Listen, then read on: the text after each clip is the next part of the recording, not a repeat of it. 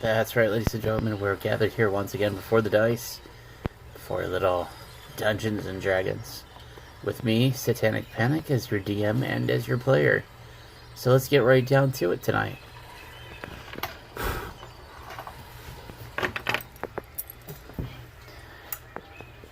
As you can see, I've gone back to the old school office space back here in the back. I have everything set up. I might go ahead and set you guys right here. Or you know what? This is gonna I'll just do this real quick to show you. This is the vantage point so that you can be able to see the roll box. I can be able to set that up higher if needed. People tell me in future videos, or I just see it myself, either or. So, we're gonna go through that. We're gonna run the adventure. So according to this adventure, so we're gonna need 4 players. So 4 players. So in order to pick 4 players,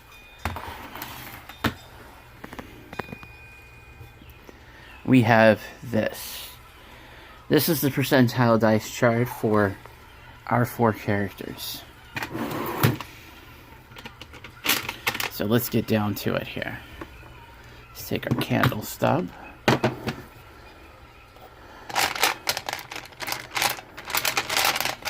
Take our dice here.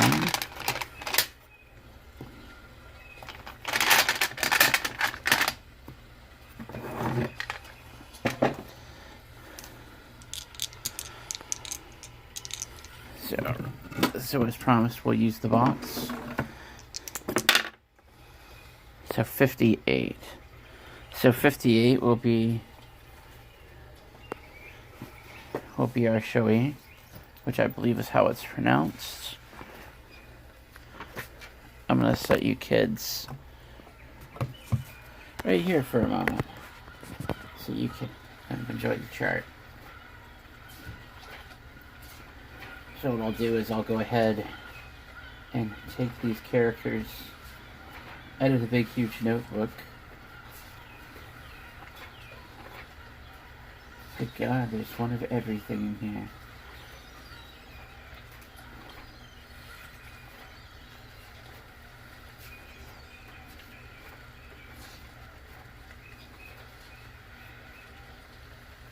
So, her name is Ren. So if you're not familiar with this class, let's take a look at it. So as I said, this is Ren. She's a female. She has the complexion of many people who in our world come from the Far East, as well as the Pacific Islands, China, Korea. So her skin tone is somewhere along those lines. I'm not going to push it any further than that. She has brown eyes, black hair. She's 19 years old. She's 5'6". She weighs 163 pounds. Strength of 14, dexterity of 16, constitution of 17, intelligence 14, wisdom of 13, and charisma of 13. So, this is basically like, I don't know how to be able to describe their class, but basically she's able to frenzy once per day. Not only that, but she has a little bit more of a unusual skill set compared to a barbarian. So we have our first character. So let's go ahead and roll for our second one here. So, as promised. So, one of the things that I will point out to you, if you haven't noticed yet while you've been looking at this and while I've been rambling, is that there are monstrous humanoids on this list. So, 78. Oh, look at that. 78 is our Thrykean. So, unfortunately, I did not have the foresight to write out Galnak, which means desert blessed, aka standing one or rack. So, we'll just remove the whole monstrous humanoid list here.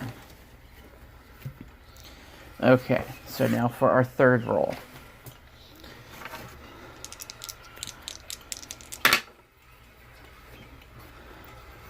Oh, look at that. 107. So it's a good thing that I removed that. Because no. So 100 would be, like I said the other night, if you watched one of the videos, that we were doing a lot of these characters. So our troglodyte character, Axetooth, our Garroot Oath. So we'll talk about those guys here in a second. So we got one more roll, and then we'll talk about these last three characters. 76. Oh snap! Look at that.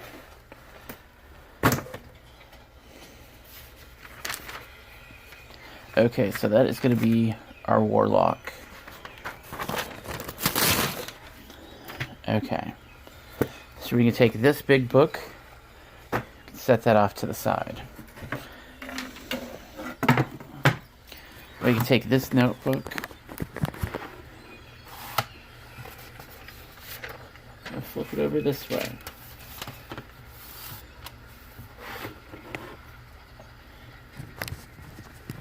We're going to set you guys up here, so you'll be able to see the dice rolls. I'll move you around as needed.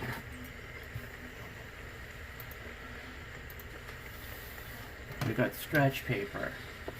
So let's take you down here. So our second roll was Desert Blessed. Desert Blessed is a Thrykean. Desert Blessed has never revealed what its gender is, but as you can see here, 20 HP, an AC of 17 without any armor. You know, this is a monstrous humanoid. This is a classic monstrous humanoid. In fact, if you played an AD&D, your DM would hate you if you played one of these. As you can also see here, this character also has psionic powers. So, pretty nice size chunk of paper to devote to one character. So, Desert Blessed is an exile from its clutch due to arguments, and rather than staying in a desert environment, Desert Blessed has decided to wander outside of his normal environment, or rather its normal environment, excuse me. If you had to refer to Rek as one gender, it does prefer to be called male, although whether or not he is a male, we'll put it as a mystery. So then, our second character, which was Garroot Oath, which was a troglodyte. You can see another monstrous humanoid, of course, by the name of their species. HP of 20, AC of 19, intelligence of 7. So this is definitely a character that, you know, he knows, or we'll say he, because unfortunately some monstrous humanoid cultures are dominated by male lineages and displays of cultural strength, cunning, basically rites of evilness, depending on how corrupt the tribe is. So Garroot Oath is a troglodyte who was not evil enough for his tribe, so he was cast out. And then finally we come to one of the more interesting classes, in my opinion, which is the Warlock. So our Warlock for this party is going to be an Asherite, who is a race from the Sandstorm 3.5 book of environments. So the Asherite live amongst the sand and the dirt. They are able to dive below loose surfaces of sand and ash, so they are basically able to swim through those loose surfaces. So our Warlock here is Kawip Manoir. So Kawip Manoir is basically an exile from his tribe. He is an exile because his powers became known amongst his tribe, and they cast him out due to some shady, nefarious activity which he does not discuss with anyone. He is 23, he's a male, 6 foot, 140 pounds. So with an Asherite, he would have a reddish gold complexion, would not have any hair, and his eyes color would be about the same color as his skin, from what I remember in the book. So, we've got 4 characters, including Ren. So we're going to go ahead and take a look at our adventure here. And then I'm going to run into another room and grab something which I did not think of grabbing. So, I have, not going to lie, I have not really looked over this. So this way I can, along with you, basically have a short adventure. And the next adventure will be a little bit more complex. So I'm going to set you up in the cradle here. I'm going to turn up the rain volume for a few moments.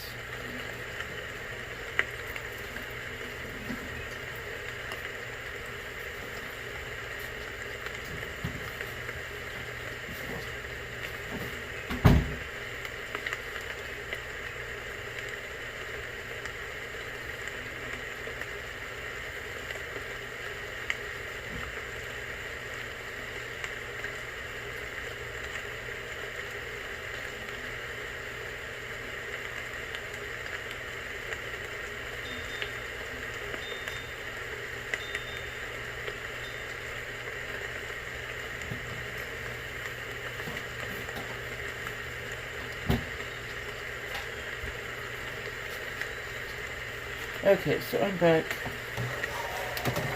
with you guys. So, what we'll do for part of it... Oh! Looks like you fell on me.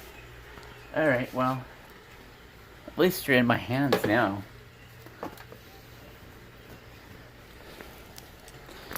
Using any old piece of cloth. Let's set you back up right there. And pick this up, clean it off.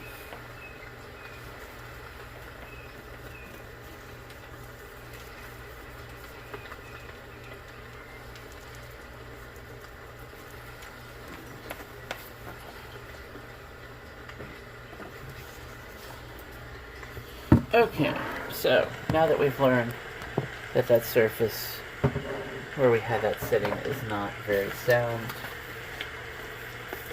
we won't use that. In fact, we'll get this completely out of the way.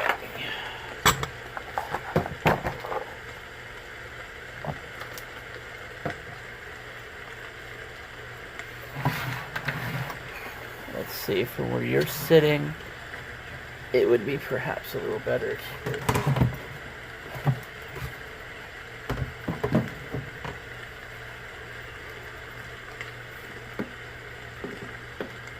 increase the light. See if we can remove the cord from the vision. Bingo. Okay, everybody. Let's turn the rain down so that you're closer to it. I don't want it to drown out me.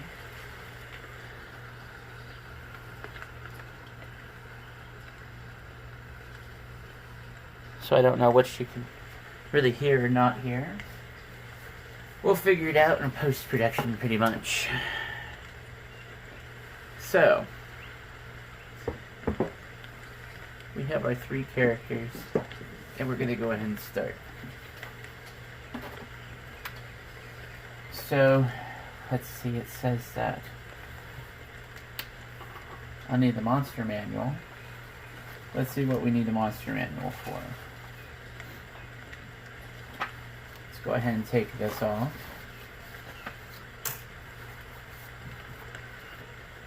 We'll set our future adventures up there.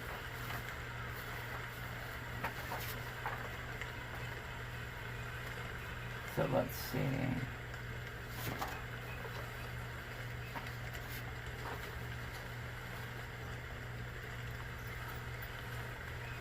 So to save table space, we'll go to our monster manual for some of this stuff.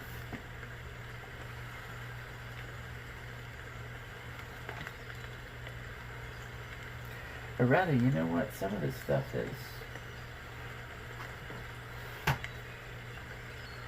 in our notebooks. But anyways, let's go ahead and just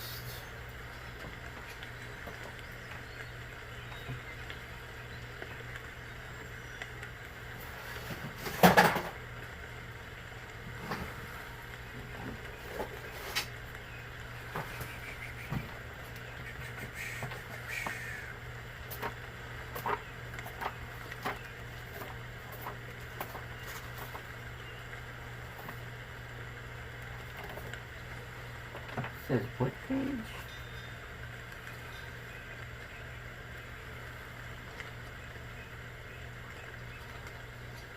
Oh, that's gotta be the second. Sure. So we'll need to pull up electronic copies. So while we're doing that, let's go ahead and start the adventure. So adventure background. A long time ago, a small but mighty humanoid kingdom existed in what is now the local wilderness. Bugbears and ogre warriors fought brutal wars of expansion, earning fame and amassing considerable fortunes from their predations. Those who died in battle were buried in large tomb complexes dug into hillsides and honored as patrons of the living. Among those tombs was the largest tor known as Hightower. Although it was neither the largest nor the most famous of the kingdom's tombs, Hightower did represent a typical example of this type of structure. As it happens, as to all such nations, the cruel humanoid kingdom eventually fell to a more powerful foe that razed all its cities and outlying fortifications. Of the tombs, only Hightower escaped destruction, largely because it was an unimportant monument in a remote location. A few tribes of humanoids that survived the devastation tried to use it as a fortress, but the humans with whom they clashed defeated them soundly and sealed the entrance with a large round stone to ensure that the tor could no longer be used as a base. Since then, Hightower has served as a landmark for travelers in the known, but has otherwise been largely forgotten. An enterprising group of tomb robbers once dug an access shaft from the top of the tor down into the tombs, but its members did not leave Hightower alive, and only small rodents and vermin have used the shaft since. But the electrical storms that have plagued the area in recent days have been quite severe. A few weeks ago, a stray bolt broke open the stone seal. A few humanoids have wandered into the tor, and we'll just put it as something has happened. Tonight, yet another terrible storm is sweeping through the wilderness, driving all creatures to take shelter where they can find it. Hightower looms on the horizon, and its door is no longer locked. Will the PCs be able to dare its silent shelter? So, as suggested, what has drawn this odd group of characters together is a huge electrical storm after a series of lightning strikes. So, in order to talk about this event, we'll go ahead and act it out. So, Rin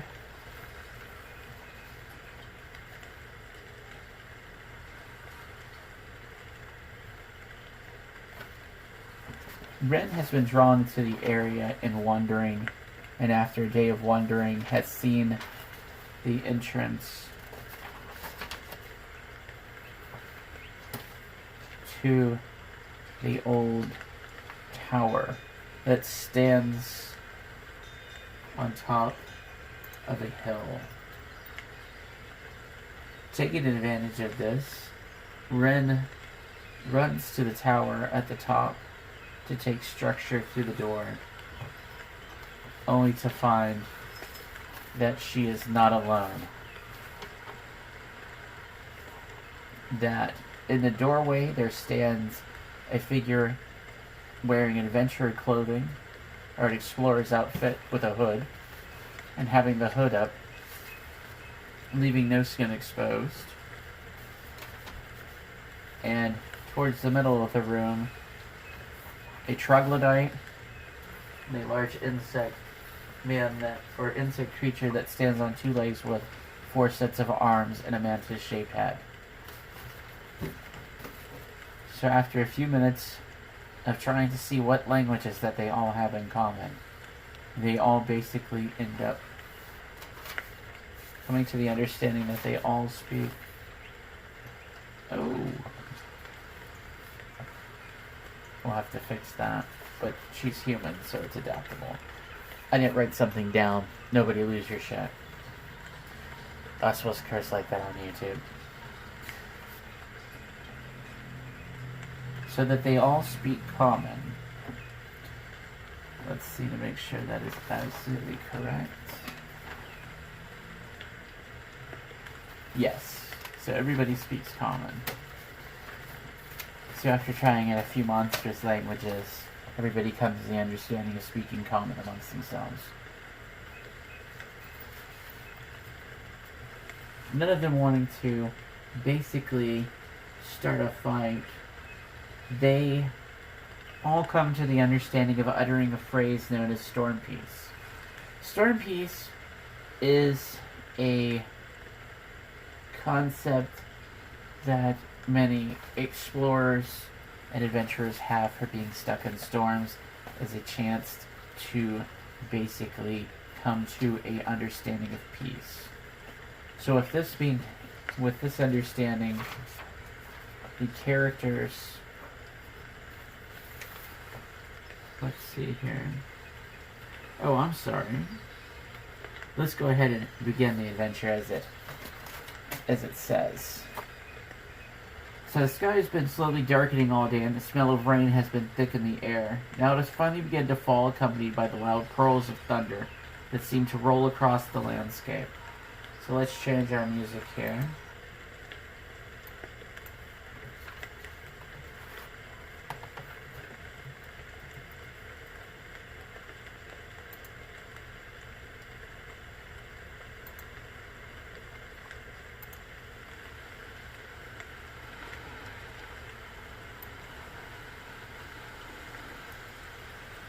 So with that in mind,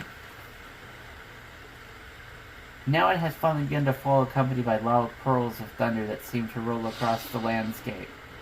The sun is hidden behind massive storm clouds, and a cold wind blows from the north. As bolts of lightning begin to slam from cloud to ground and pieces of hail begin to strike the earth, the need for shelter becomes obvious.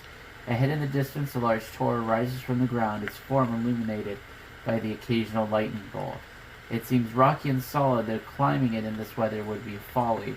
It may have some outcroppings that would provide safety from the storm. The only alternative is to weather the storm. So let's see here. So as a player character, because I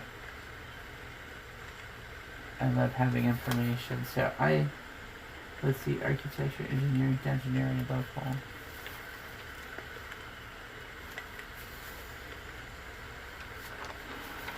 Nope. A lot of nobodies, or a lot of good characters, but they're not equipped for that. So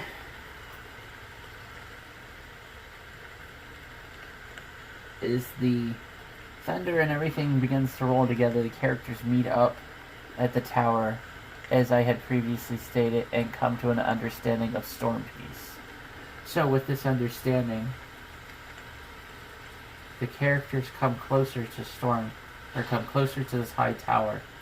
The massive tower towers around above the surrounding country. A few narrow ledges offer scant protection from the elements, but a closer inspection reveals a massive arched entryway at least 20 feet tall and 10 feet wide set into the side of the hill. The ground just opens. It slopes away from the doorway, directing the falling water out and away. Given this fact and the sturdy nature of the hill, whatever space lies beyond the door should be both dry and safe from lightning and hail. The construction seems quite sturdy, so the likelihood of collapse, even in severe conditions such as these, is remote.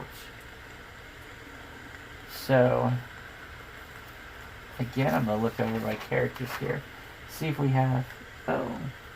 Oh, look at that. So,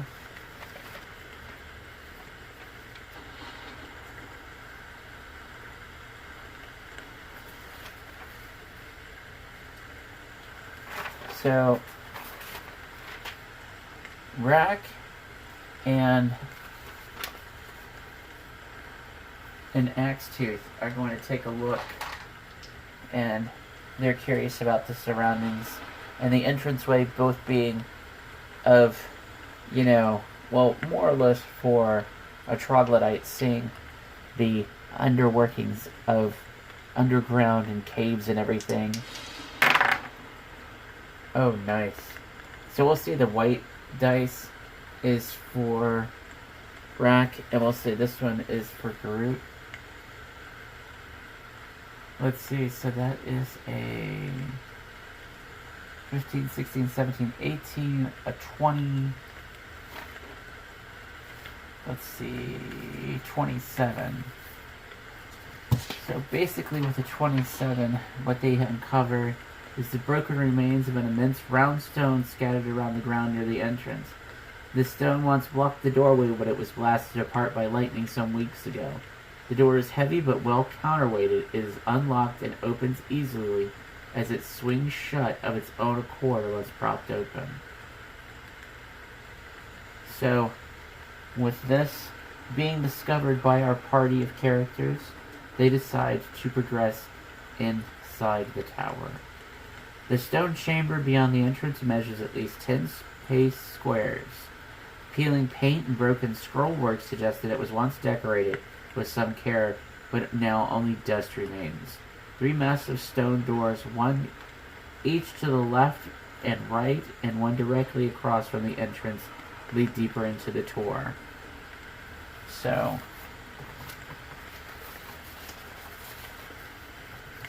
let's go ahead and take a look at that map.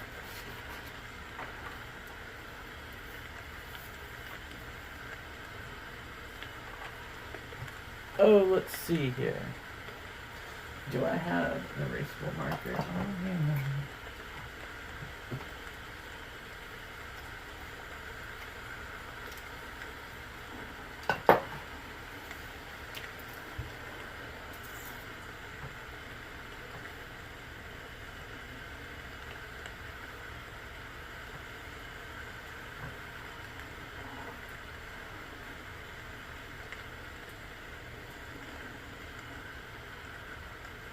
These are our 3 locked doors, as it is directed upon the map. So with 3 locked doors, what does our party do? Let's go back to here.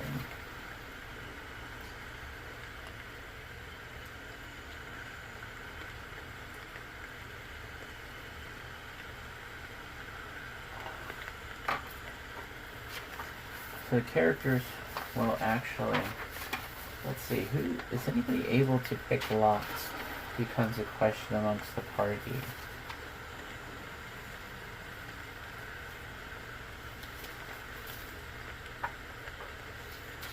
No. So they'll just decide to try the doors and see where they go. So after trying the doors, the characters find that they are locked.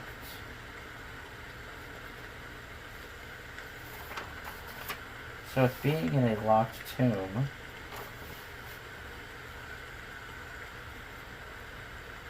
the characters will basically settle down for the evening. So that means that we're settling down for the evening.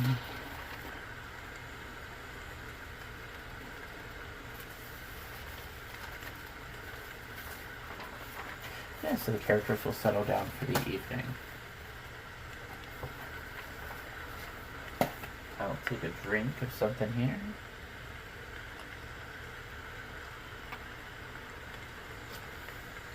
So let's put 3 tokens on our tiny, not well drawn map because we have no sponsors.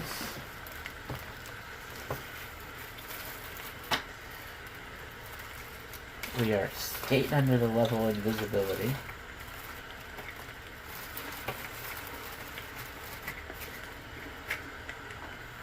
Go ahead and do ourselves a favor here.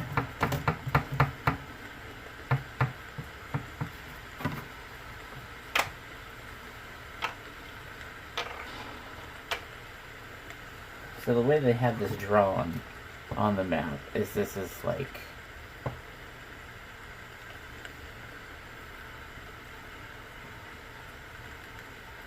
a very large room.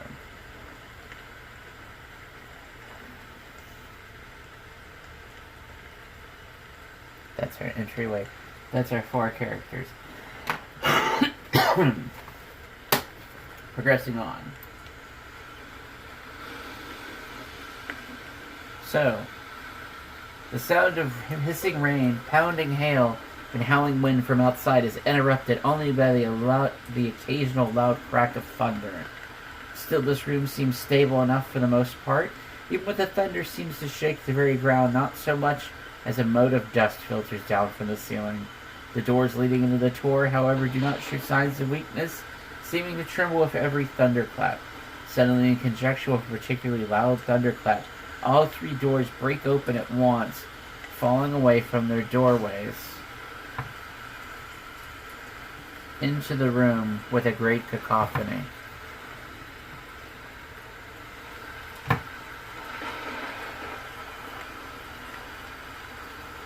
Seconds later, the sounds of squeaking fill the air as a pack of rats swarm into the room.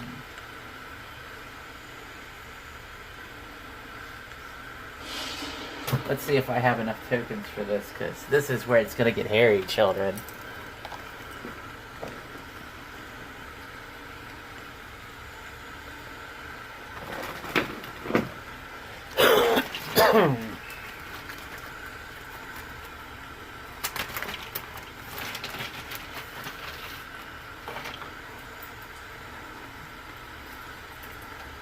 So to help us differentiate,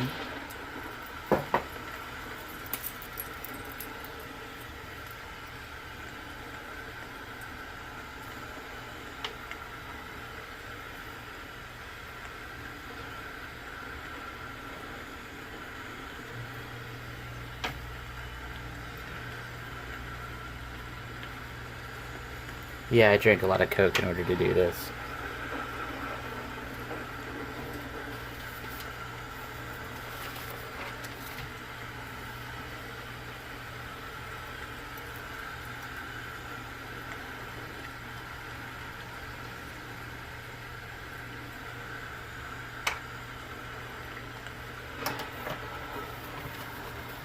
Okay, so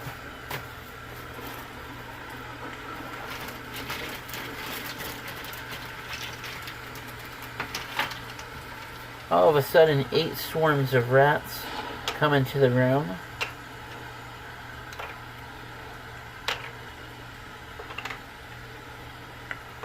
Oh, we'll pick that one back up.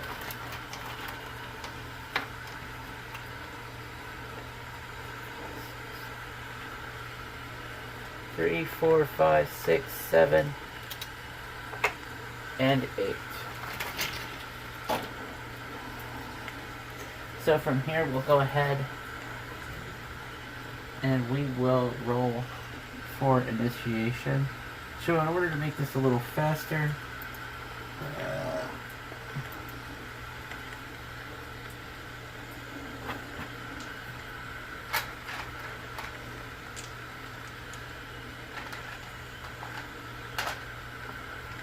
this is for the party.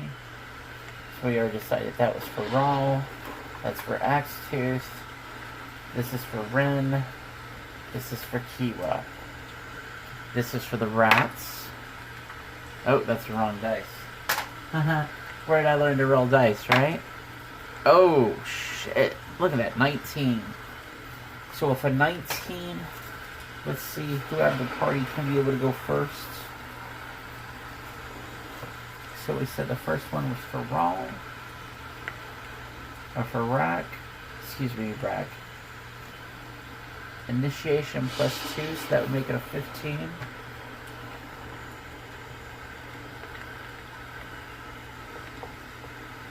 Oh shit, we did not mean to do that. That's a lesson for you kids.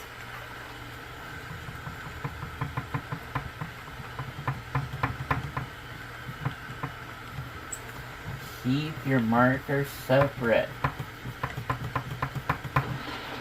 Okay, so after fixing that issue,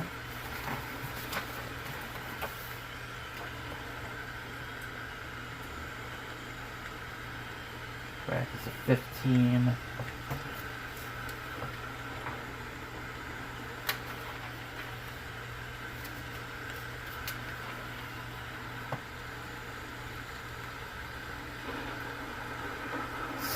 Seven, 6.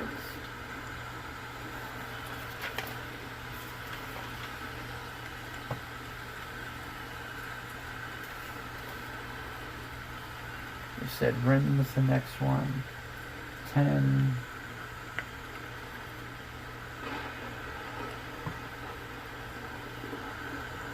Let's put Rin at the top then.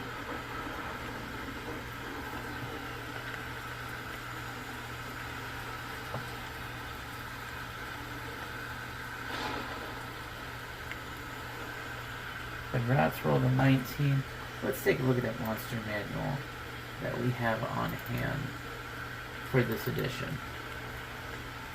Because as we all know, I'm a stickler for some of the weird stuff that pops up here and there in our beloved versions of Dungeons and Dragons.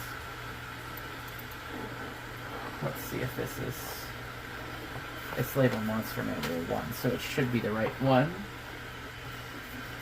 So the adventure calls for us to take a look at page 278.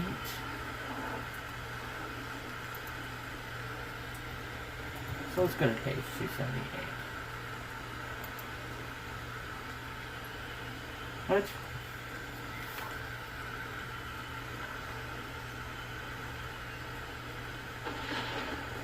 It says there's no 278 page.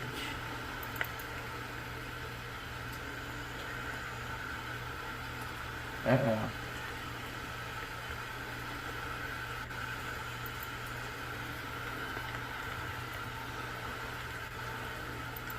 Okay, so page 278.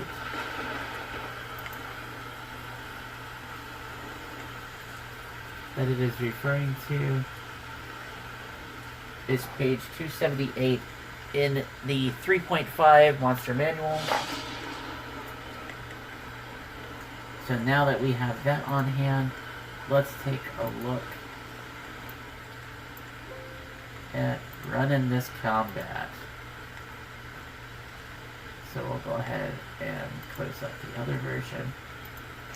Okay, so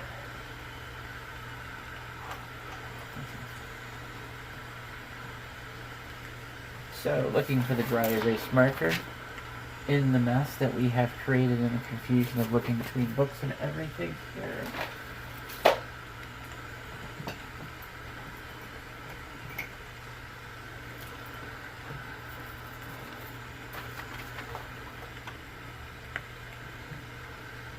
The rats have a 21, so they will go first.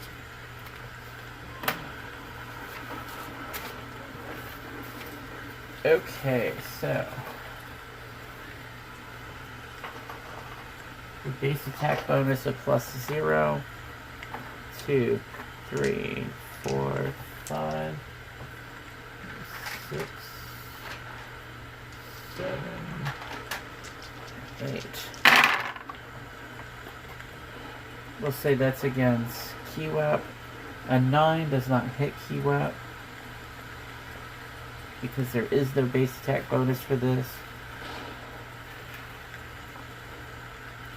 So we can ignore anything under a 10. So let's take a look at these ACs here. 19. We're going to write this on the big board as we go along here. AC of 19.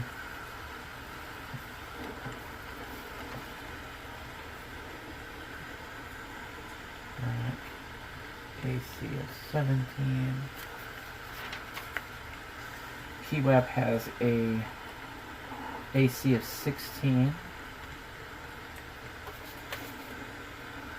Ren has an AC of 17 as well. Okay, so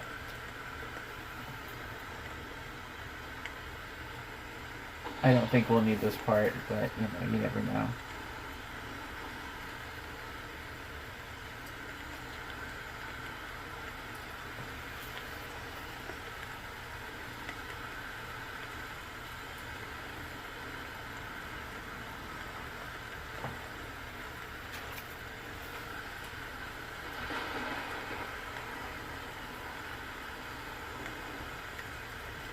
Okay, so we'll go ahead and go down in the order. So Ren will go ahead, and since they were basically running in the order of it, she will use her longsword that she keeps at her side, and she will attack one of the one of the rats. Oh, that's bad. 5 plus her base attack are 7. Let's see here. So they have an AC of 14, so that is a miss. So that's nothing for her, so we'll go on to Rat. We'll use the same dice here. A 17. So rather foregoing any weapons, Rat will use its claws. 18, 19, 20, 21, so making it a 21. So I will go ahead and roll for damage. 1d4. Or no, what is that? Yeah, 1d4 plus 1.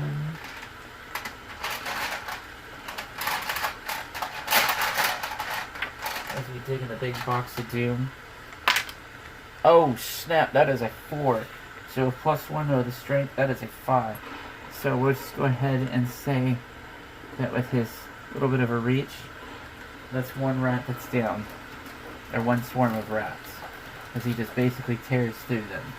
Okay, so we're going to go on to our next person, which is Axe-Tooth. So for Axe-Tooth, hunting rats in the Underdark and caves comes naturally. So we're going to hope we're going to have a nice roll here. Oh, snap, that is a 6.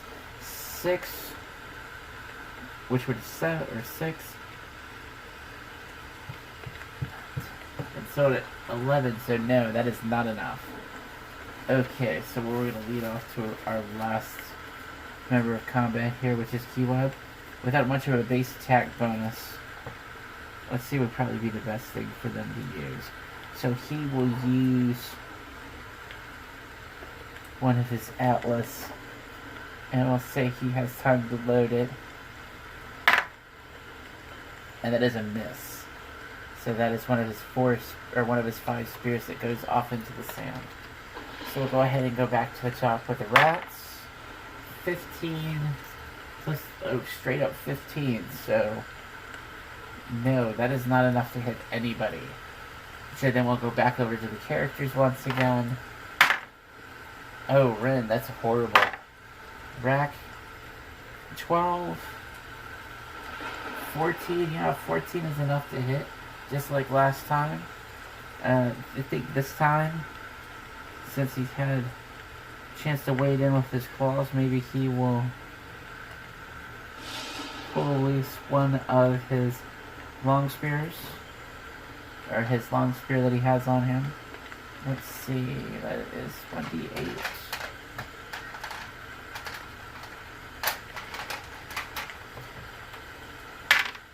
That's 7. So that is 7 plus his. So it's 8. So that's 8 points of damage. So that is again another swarm of rats. As he just picks one off of Axe-Tooth.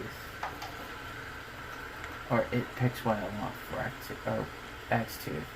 So let's see. Then it's Axe-Tooth's turn.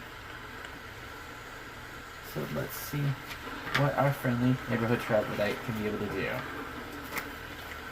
Oh, there we go. Oh, an 18, that's nice. So that instinct to be able to hunt rats is kicking in. So that is 18, 19, 20.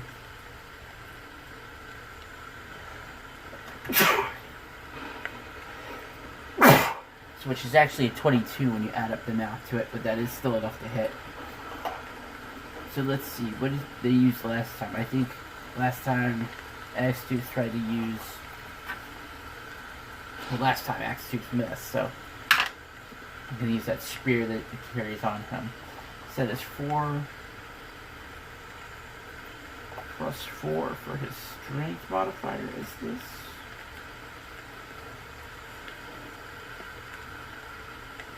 Yeah.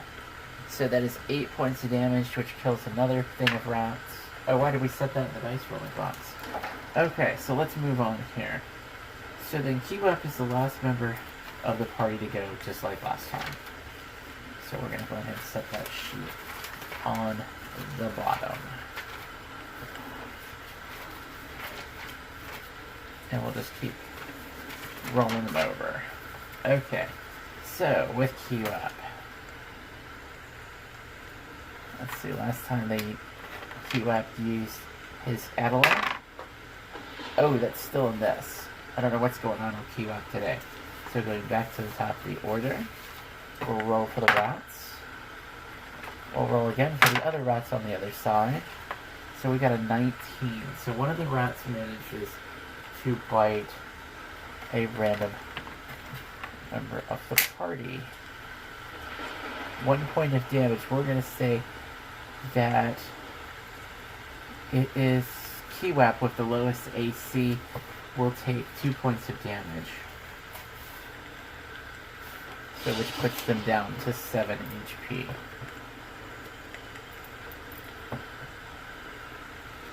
So they've made their attack. We'll go back to the top of our order here. Okay. So. Oh, Ren. I don't know what's going on with you. So Rack 11 plus what Rack has in. Let's see. So for melee. Oh man, what is up with that? So long spear is still considered melee, so that's 15. The AC is 14. So let's go ahead and do some spear damage. 8. Oh snap. So 8 plus the strength bonus, which is 1, which makes it 9, which is another pack of rats. So we'll just say they did a move and an attack. Okay, so that's his turn. So we're going to go over to Axe Tooth. So Axe Tooth. Let's get a nice attack roll maybe. Oh, an 18. Nice. So they use the same dice. Oh, an 8. Look at that. 8 plus 4, 8, 9, 10, 11, 12. So it's still another dead rat. See, it's that one. Okay, come on. Come on, what do you got, Kiwap? So Kiwap again will try his luck to the Atla because he is afraid of close combat. Nope, that is another miss. So then, back to the rats. The remaining 3 rats. Ooh, the rats miss. So, okay, with the rats missing, or the miss their attack, we go back to the top of the order of the heroes. Oh, 16, 17, 18. Oh, that's nice. Let's get that long sword action in there. 6, 7, 8. So that's another dead rat. So Ren slices some rat. Alright. Now we're rolling. So it comes up to Rack's turn. Rack has been really successful in combat. But that's been crazy talk. Oh, see, I talked up too much. So Rack missed. We'll go to Axe Tooth. I don't trust you anymore, red dice.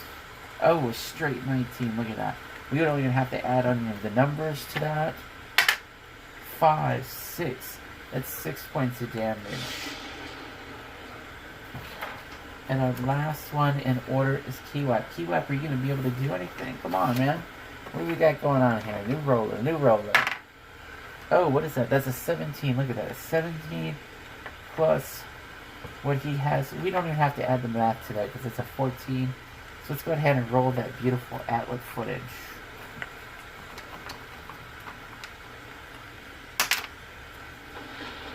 Oh, snap. That is a 2. 2 plus 3, though. So that is 5. That kills the last of the rats. So with the last of the rats left,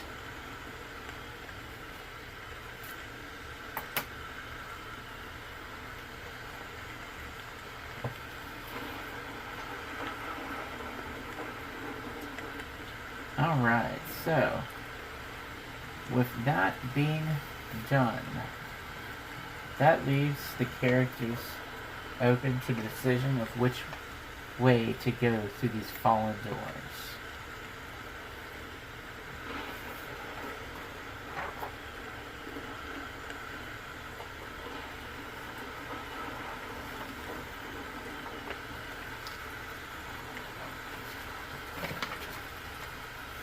So let's see here. I'm trying to look at...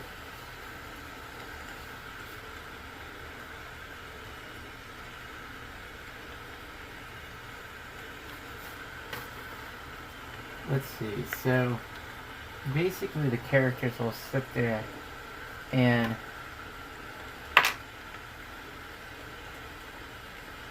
So we'll say 1, 2, 3. So they're going to go down this hall. They see that there is a long hallway in this way. So let's see, that is a very short hallway. We'll see, it's...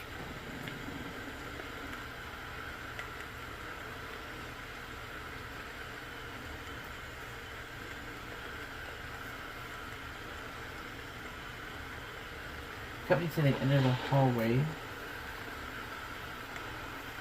the characters come to a room. The only object of interest in this chamber is a statue at the far end. It resembles a sarcophagus standing upright, except that the head of the figure carved upon its lid looks distorted and seems to have tendrils instead of hair. A pair of bat wings extend from its temples. Suddenly its eyes open and flare to life, with revealing the glow of green flames, and the head flies forward to attack.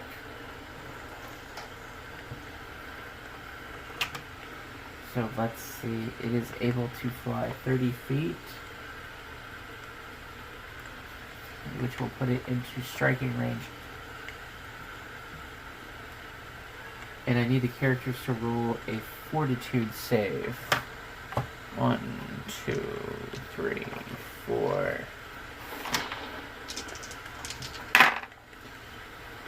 Say that's Kiwak. We'll say it's Rack, Axe-Tooth. So we'll say that Rin makes the save straight out the gate, so that we don't have to deal with any number complication. We said that Kiwap rolled at 14, 15, 16, 17. Let's see. We'll say that Rack is the one that rolled the 4.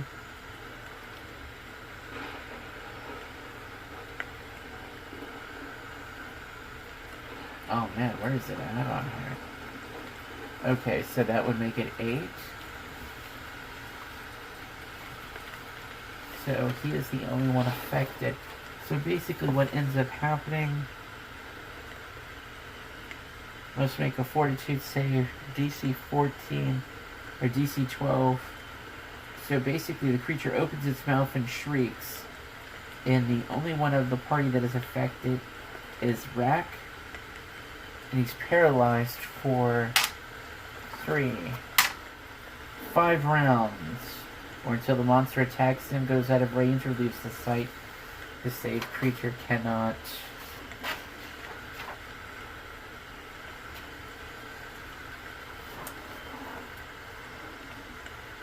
What? Oh, well, it would help.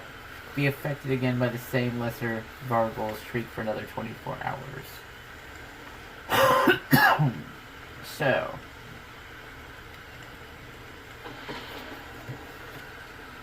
with that being said, let's roll our new initiative.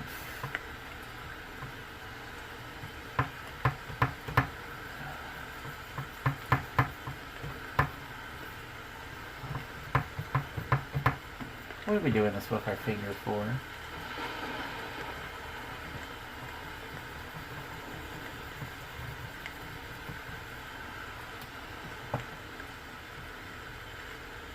How do we spell it here?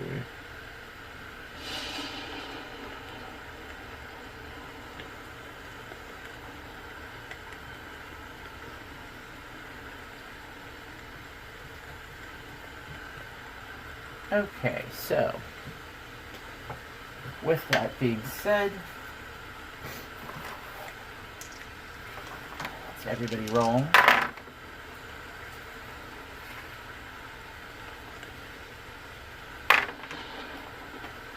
We'll say that's for the monster next round, so they'll automatically go at the end of the turn every turn, giving the party at least some kind of chance, because really it's a 2 when you look at it. So Rack is out 5 turns,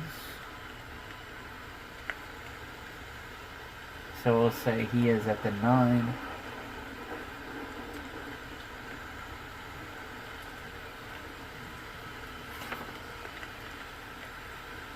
Let's see, T-Wap will say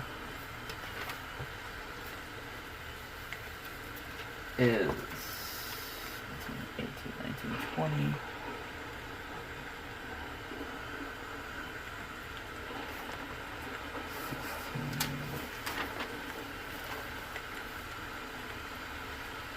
$17, 18, 19, 20, 21, 22, 23.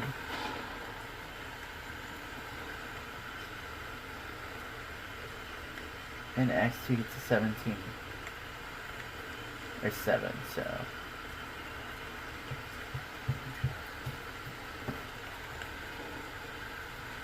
Okay, so up first will be X2, then Ren, then T-Wap, then the monster. Okay, so let's go ahead, folks, and get this started here.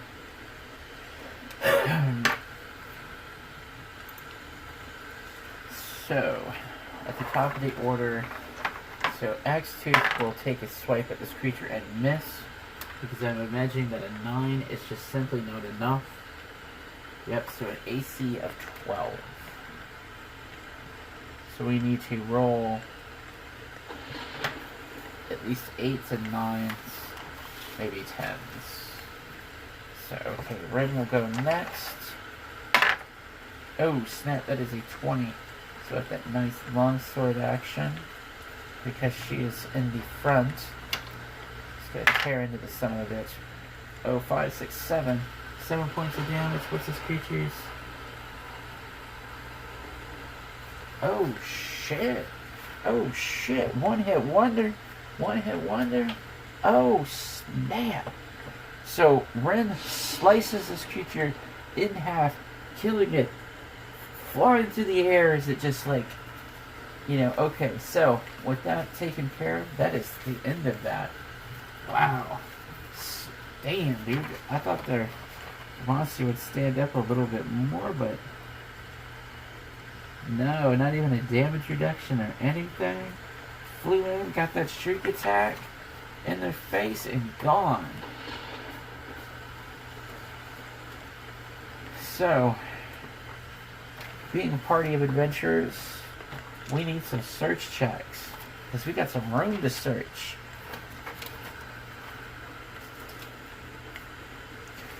1. Oh, that's right. Only my 2 monsters have that. How about them apples? The monsters are the more prepared members. That will be a 15, and that will be an 8.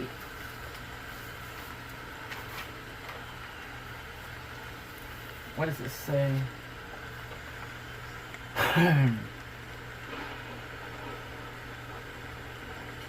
So the character's fine. So we'll say that that Rack finds it. So Rack finds a ring in the dust near where the gargoyle was pretending to be a statue.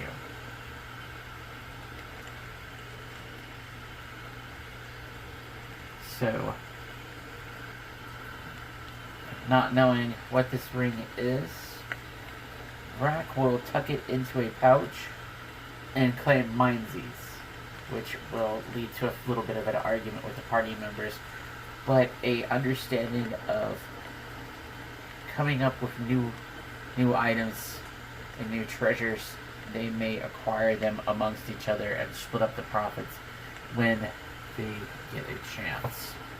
So, with an empty room in front of them, the characters will now venture back out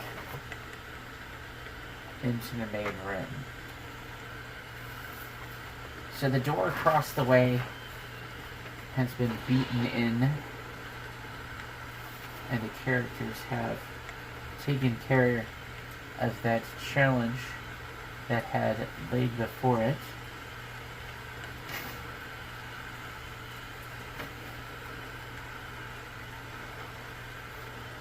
So they will continue on, and let's get some sweet eraser action here.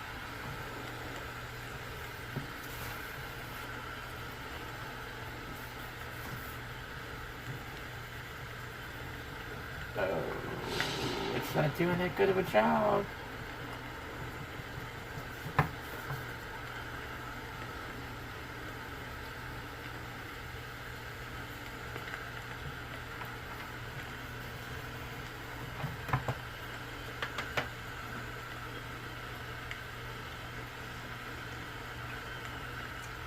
Give me another chug of Monster there. If anything, this program is brought to you by Monster Energy Drinks. So delicious, Monster Java. Okay, so back to the corners of the original room. Maybe not drawn out to the right proportions.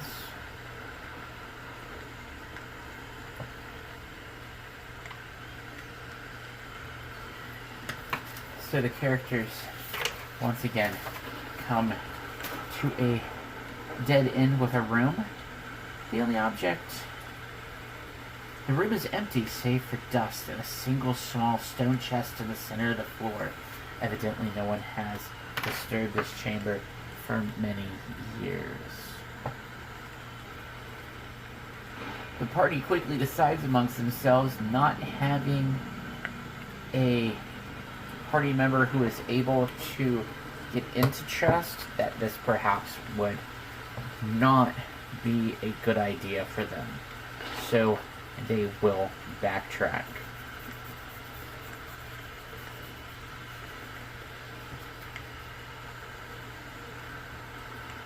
Or, just to make things interesting, you know what? To make things interesting while the party members are investigating this room, they hear noise from the entranceway.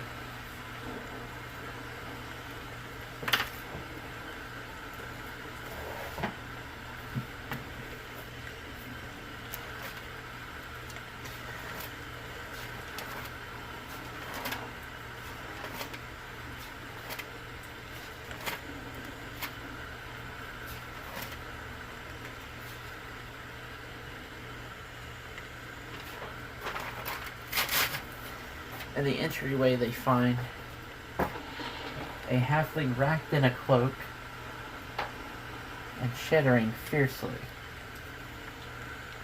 This halfling introduces himself as Knarv.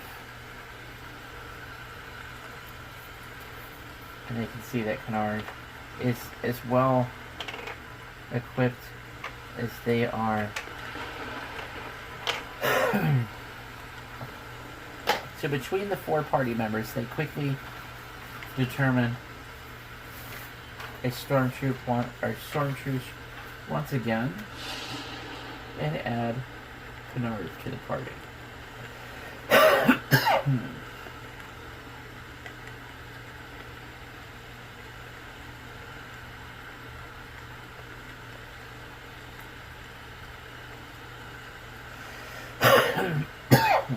Without telling what Knarv can be able to do, Knarv quickly looks around and begins to speak with the party members that are present, and finds out that the party has already cleared one side, and that there is a chest that they were afraid to handle. The party members will assemble around the chest, and Knarv looks at them and goes, "Oh, this will take some complication that involves hidden secrets. In all reality, this is just him blustering about what he is about to just do. So, for his role, he will need to figure out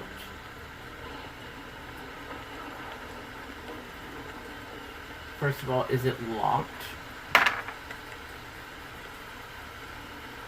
17, 18, 19, 20. So with a roll of 20, this chest is not locked.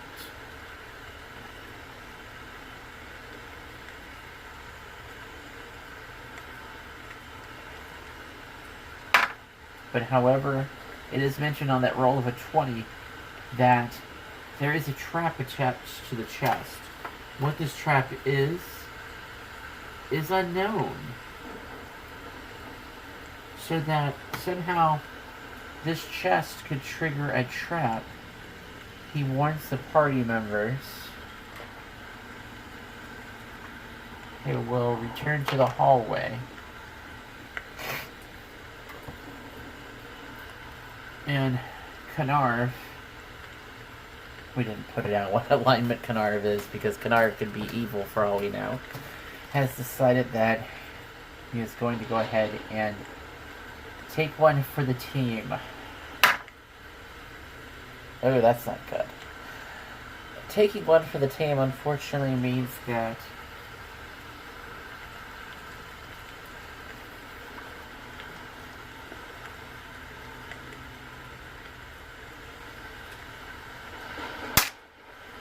he takes 3 points of damage as a dart flies out of nowhere and hits him in the chest.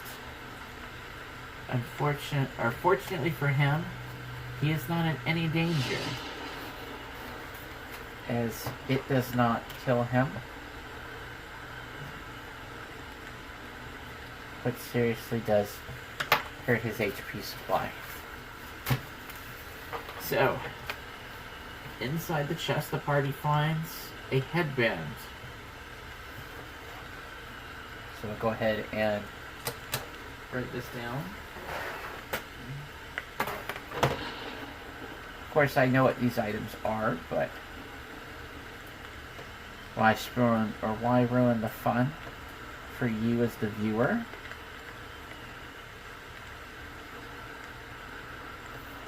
Not only that, there are 2 pearls in the chest, it says. And a small bag. The party opens it to find 200 gold. Which is a very good start to an adventure. Excuse me. Okay, so with this taken care of, the party can now return back to the main room.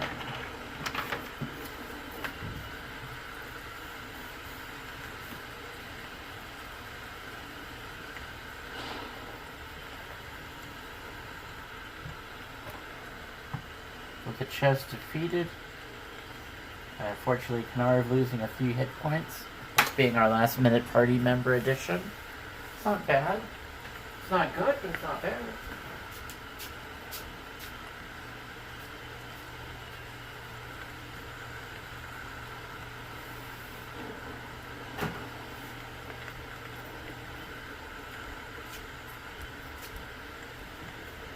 So let's see what we can do about this blue staining.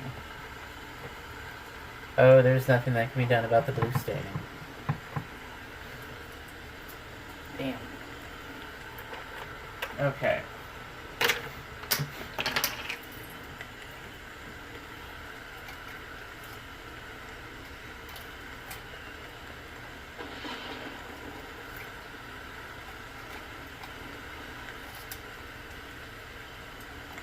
See, is there another color that doesn't stain?